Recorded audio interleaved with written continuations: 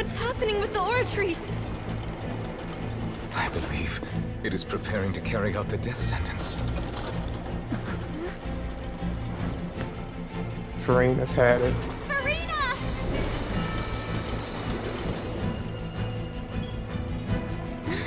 No, I still need answers. She did say she wanted to give up.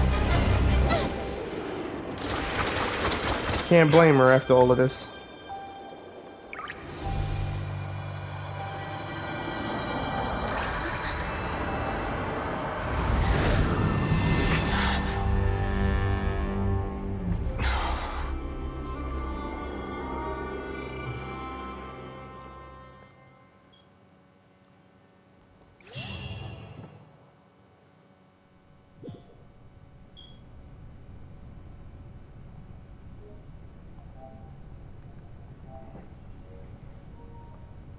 Oh, look at the toes. Farina. You. Gorgeous.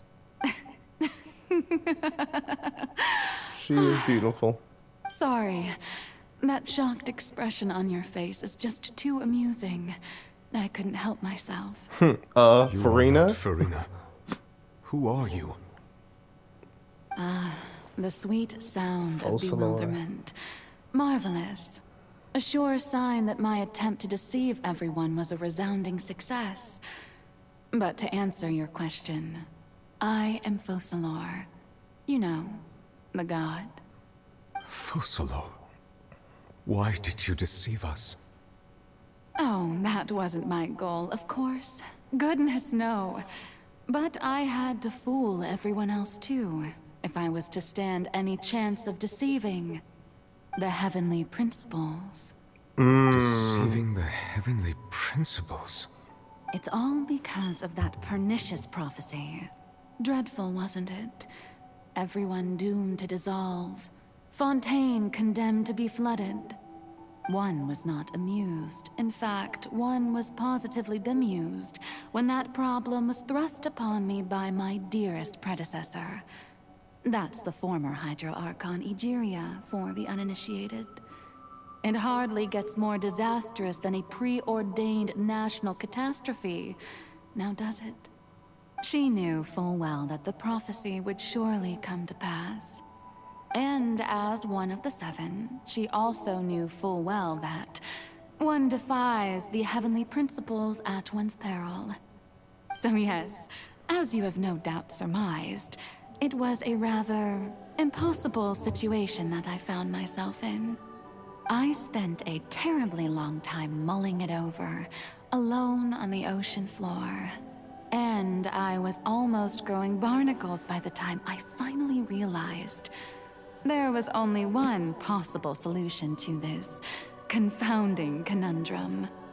I had to outwit the heavenly principles, allow the prophecy to be fulfilled, ostensibly at least, while saving everyone at the same time. I'm a genius, I know.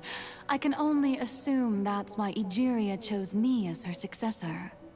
Although, looking back now, it was hardly the inheritance one dreams of. Between the task of saving the nation, the quotidian duties of the Hydro Archon, and not to mention the original sin of creating a new race of humans, I dare say she left me quite a colossal mess to clean up. But one can only play the hand one is dealt. I did not choose this, any more than I chose to be one of her Oceanid familiars. So you were also once one of the Oceanids, transformed into a human by Egeria's hand. Yes, I was. I always dreamed of becoming human. And I still do, even now. In my eyes, to be human is to be part of the greatest opera ever known. After becoming a god, I separated my divinity from my body and spirit, leaving behind only a self that was as naive and bewildered as my past self on her first day as a human being. The me you see before you now is that divinity. And the human counterpart I left behind, I named Farina. She could feel joy, sorrow, and everything in between. She could be as vain and conceited, or as meek and vulnerable as she wished. Her strengths were of a kind only a human could possess, as were her shortcomings. But in my eyes, Farina's humanity was what made her perfect. She was perfectly human in every way. The person I always wanted to be. Anyway, so then I cursed her. All part of the plan, of course. The plan to deceive the heavenly principles. Do you still remember the final scene of the prophecy? The Hydra Archon alone, weeping on her throne. In order that the prophecy might appear fulfilled, I invited Farina to be an actress, to play the part of the Hydra Archon in the prophecy. Under the curse I placed on her, so long as I, Focalors' divinity, continued to exist, she could not die. But nor was she free to live her life in the pursuit of happiness. Instead, she was forced to take the stage in the opera house, to embrace the role of leading lady, to forever play the part of the god from the prophecy, all to create a deceitful appearance of that prophecy coming to pass. I suppose now you probably understand why your court is called the Opera Epiclese. But Farina is only human, isn't she? Even though she has had a long life, her mind is no stronger than that of any other ordinary human being. I Everything cannot y'all begin put to her through. fathom what she has had to endure. It must have been torture for her. It has indeed. And although she is, in a sense, me in human form, I most definitely owe her an apology for it.